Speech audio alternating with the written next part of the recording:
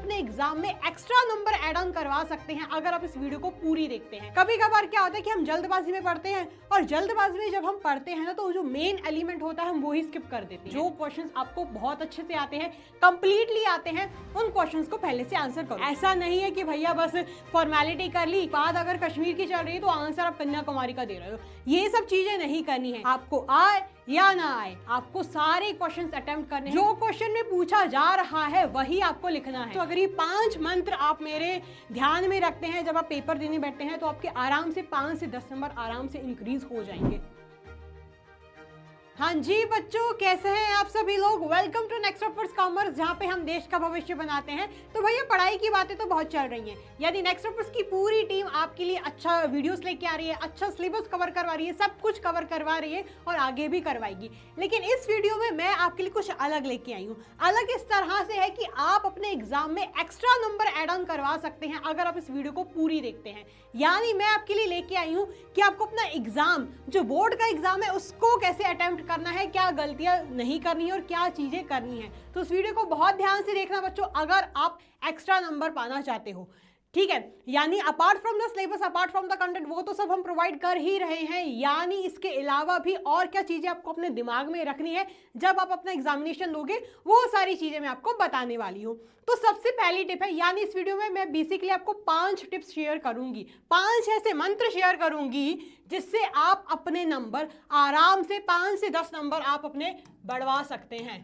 ठीक है, सो 5 ऐसे मंत्र यानी 5 ऐसी टिप्स मैं आपको बताने वाली हूँ, तो बहुत ध्यान से देखना ऐसे। तो पहली टिप आपकी है कि रीड द इंस्ट्रक्शंस केयरफुली। यानी जब आप एग्जामिनेशन, जो आपको क्वेश्चन पेपर मिलता है, उसके जो इंस्ट्रक्शंस होते हैं उसको बहुत ध्यान से पढ़ना। यानी कौन से क्वेश्चंस अटेम्प्ट करने हैं, कौन से नहीं करने, कौन से क्वेश्चंस में और लिखा हुआ है तो उसमें आप कौन सा क्वेश्चन आपको अच्छे से आता है आप वो कर सकते हो। और जो आपको रीडिंग टाइम मिलता है उसमें आपको सारे क्वेश्चंस को बहुत ढंग से पढ़ना है, बहुत अच्छे से पढ़ना है। कभी कभार क्या होता है कि हम जल्दबाजी में पढ़ते हैं और जल्दबाजी में जब हम पढ़ते हैं ना तो जो मेन एलिमेंट होता है हम वो ही स्किप कर देते हैं। तो सावधानी हटी दुर्घटना घटी, ये वाला हिसाब बन जाता है। लेकिन आपको ये गलती अवॉइड करनी है, आपको क्वेश्चन बहुत अच्छे से पढ़ना है, यानी पूरा अटेंशन के साथ 100% फोकस के साथ आपको अपने क्वेश्चन पेपर की रीडिंग लगानी है और इंस्ट्रक्शंस आपको अच्छे से पढ़ने हैं, केयरफुली ध्यान से पढ़ने हैं। Because at the end question का ही हमें आंसर देना पड़ता है। तो जब हम क्वेश्चन को ध्यान से पढ़ेंगे तभी उसका जो आंसर होंगे वो ध्यान से दे पाएंगे।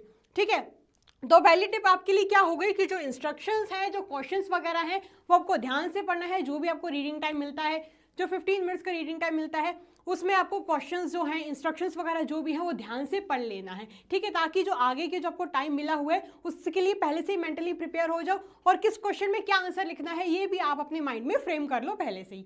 ठीक है, फिर दूसरी टिप भैया आपकी ये है कि जो इजी क्वेश्चंस होते हैं उनका पहले से ही आंसर करो। यानी जो क्वेश्चंस आपको बहुत अच्छे से आते हैं, कंप्लीटली आते हैं, उन क्वेश्चंस को पहले से आंसर करो। अगर आपको पूरा क्वेश्चन पेपर ही आता है तो भैया बल्ले बल्ले, फिर तो बहुत ही अच्छी बात है, वेल एंड गुड। लेकिन कभी कभार क्या होता है कि हमें कुछ क्वेश्चंस नहीं आते तो उन क्वेश्चंस को आप लास्ट में भी अटेम्प्ट कर सकते हो ताकि आप मन से कुछ लिख पाओ उनमें, लेकिन छोड़ना नहीं है। ठीक है, छोड़ने का तो मैं बोल ही नहीं रही, लेकिन मैं ये बोल रही हूँ कि जो क्वेश्चंस आपको कंप्लीटली आते हैं, आपको पता है कि भैया श्योर इसका यही आंसर है, उन क्वेश्चंस को पहले अटेम्प्ट करना है। ठीक है, अगर आप क्रोनोलॉजी में चलते हैं तो ठीक है भैया, उसमें भी काम हो सकता है। लेकिन मेरा ये मानना है, मेरा ये ओपिनियन है, और मैं भी ऐसे करती थी कि जो इजी क्वेश्चंस होते थे, जिन क्वेश्चंस पे मुझे पता था भैया यही आंसर है, इसमें यही मेथड फॉलो होना है, अगर अकाउंटेंसी है या अगर थ्योरेटिकल सब्जेक्ट है जैसे बिजनेस स्टडीज वगैरह है, इकोनॉमिक्स, तो उसमें अगर मुझे पता होता था कि इसमें यही आंसर है, श्योर पक्का यही आएगा, तो उन क्वेश्चंस को मैं पहले अटेम्प्ट कर लेती थी। ठीक है, फिर जो लास्ट में जो ऐसे क्वेश्चंस बच जाते हैं जिनमें आप श्योर नहीं हो तो उन क्वेश्चंस को आप लास्ट के लिए रख सकते हो। लेकिन आपको इजी क्वेश्चन है, यानी ऐसे क्वेश्चन में जिनको आपको पता है कि भैया यही आंसर है, उन क्वेश्चन से आपको पहले शुरुआत करनी है। ठीक है, फिर तीसरी टिप आपकी ये है कि आपको फ्लो चार्ट्स हो गए, डायग्राम्स हो गए, वर्किंग नोट्स वगैरह हो गए, वो भी दिखाने हैं। ऐसा नहीं है कि भैया बस फॉर्मेलिटी कर ली, बेकार सी प्रेजेंटेशन दे दी आंसर्स की, ऐसा नहीं करना है। अकाउंटेंसी में आपको प्रॉपर वर्किंग नोट्स वगैरह बना के आने हैं, और अगर थ्योरेटिकल सब्जेक्ट या इकोनॉमिक्स या चलो बिजनेस स्टडीज का तो पेपर हो गया, लेकिन जहाँ पे आपको फ्लो चार्ट्स की जरूरत पड़ सकती है, जहाँ आप डायग्राम्स वगैरह ड्रॉ कर सकते हो, आपको वहाँ आंसर में फ्लो चार्ट्स वगैरह का यूज करना है, ताकि जो चेकर होगा, जो पेपर आपका चेक करेगा, वो इंप्रेस हो जाए, उसको पता हो कि भैया बच्चे की साफ प्रेजेंटेशन है, नीट प्रेजेंटेशन है, साफ सुथरी हैंडराइटिंग है, उसमें बाकायदा फ्लो चार्ट्स वगैरह भी यूज़ किए हुए हैं, यानी बच्चे को सब आता है, उधर का उधर ही वही इंप्रेस हो जाए। क्या होता है, जनरल थ्योरी है कि अगर हमने थ्योरी लिखी हुई है, भले हमने पॉइंट्स में लिखी हुई है, लेकिन उसकी जगह अगर हमने फ्लो चार्ट वगैरह बनाया हुआ है तो बहुत अट्रैक्टिव लगता है। और ऐसे में क्या होता है, जो चेकर होता है उसका पहला ध्यान, उसका पहला फोकस फ्लो चार्ट्स वगैरह पर ही जाता है। तो अगर आपको पता है कि जो मैं फ्लो चार्ट बना रहा हूँ बिल्कुल सही है, तो आप ऐसे फ्लो चार्ट्स, ऐसे डायग्राम्स, इन ऐसी चीज़ों का भी यूज़ कर सकते हैं जब अपना आंसर फ्रेम कर रहे हैं। ठीक है बच्चों, आई बात समझ। फिर तीसरा है, लेकिन एक खास बात का ध्यान रखना है, अगर आपको फ्लो चार्ट्स वगैरह में जो भी आप डायग्राम्स वगैरह यूज़ कर रहे हो उनमें अगर आप 100% श्योर हो कि इसी तरह से आएगा, यही अगर प्रोसेस है, इसी तरह से जो आप फ्लो चार्ट का यूज़ करते हो उसमें अगर आपको प्रोसेस पता है कि भैया 100% यही प्रोसेस यूज़ होनी है, तभी आप बनाना। अगर आपको श्योर नहीं हो तो आप फिर अवॉइड कर देना। ठीक है, अगर आप 100% श्योर हो तभी आप फ्लो चार्ट्स, डायग्राम्स वगैरह का यूज़ करना। ठीक है, फिर नेक्स्ट है आपका कि use relevant keywords and concept, यानी जो भी कॉन्सेप्ट उस क्वेश्चन में यूज हो रहा है उसी का इस्तेमाल करना है, उसी को लिखना है। ऐसा नहीं है भैया कि बात अगर कश्मीर की चल रही है तो आंसर आप कन्याकुमारी का दे रहे हो, ये सब चीजें नहीं करनी है। जो क्वेश्चन में पूछा जा रहा है वही आपको लिखना है। कभी कभार क्या होता है कि बच्चे सोचते हैं हम कुछ भी लिख के आएंगे हमें नंबर मिल जाएंगे, लेकिन ऐसा नहीं होता है।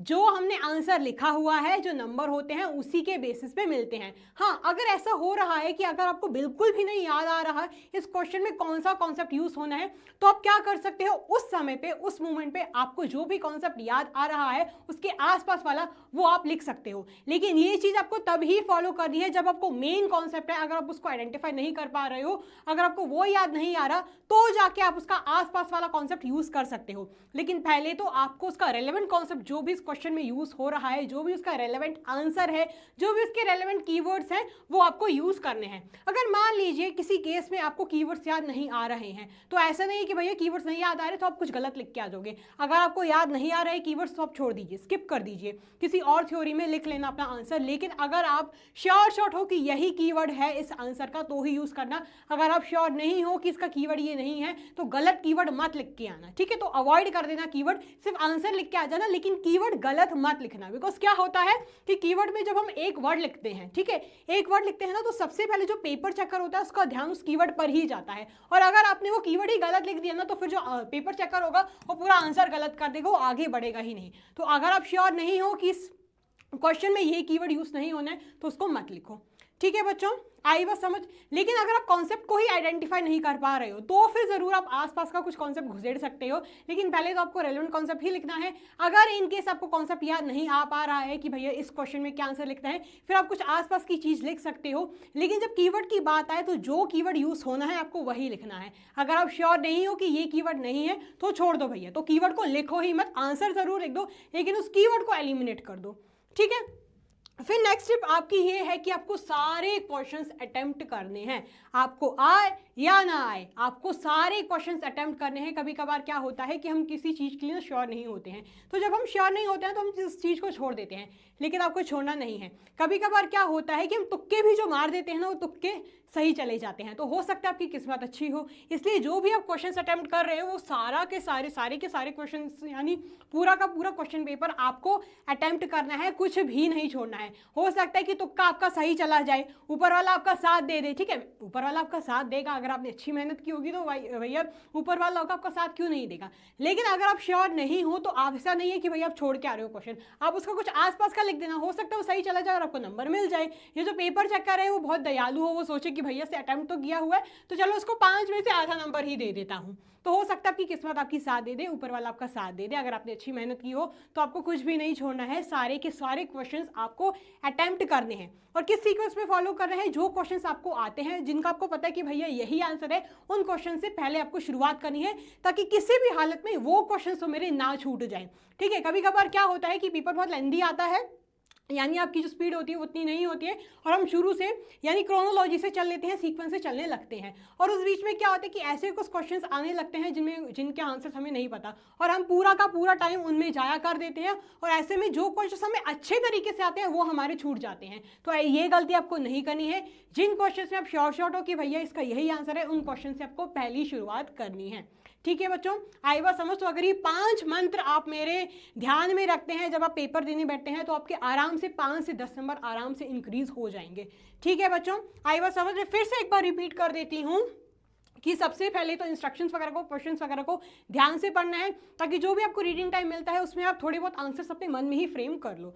ठीक है, फिर दूसरी टिप आपके लिए ये रहेगी कि जो इजी क्वेश्चंस है उनसे आपको पहले शुरुआत करनी है, ताकि आप भैया अपने जो पक्के नंबर है जिनमें आप श्योर हो कि भैया इसका यही आंसर है, उतने नंबर तो आपके सिक्योर हो ही जाएं।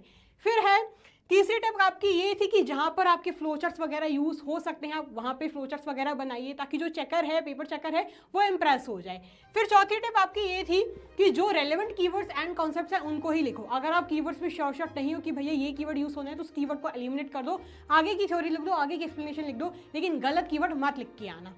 फिर है नेक्स्ट लास्ट ही टिप है कि भैया सारे क्वेश्चंस अटेम्प्ट करने हैं और जो क्वेश्चंस आपको पहले से आते हैं उन क्वेश्चंस को आपको पहले लिखना है और सारे क्वेश्चंस अटेम्प्ट करने हैं, कुछ भी नहीं छोड़ के आना है। ठीक है बच्चों, आई होप आपको ये टिप्स अच्छी लगी होंगी। अगर ये 5 मंत्र आप अपने एग्जामिनेशन के टाइम पे फॉलो कर देते हैं तो बिलीव मी बच्चों, आपके 5 से 10 नंबर और इंक्रीज हो जाएंगे। आई होप आपकी प्रिपरेशन बहुत अच्छी चल रही होगी। So keep working hard. All the best for your exams. Take care, stay healthy, God bless you, bye bye.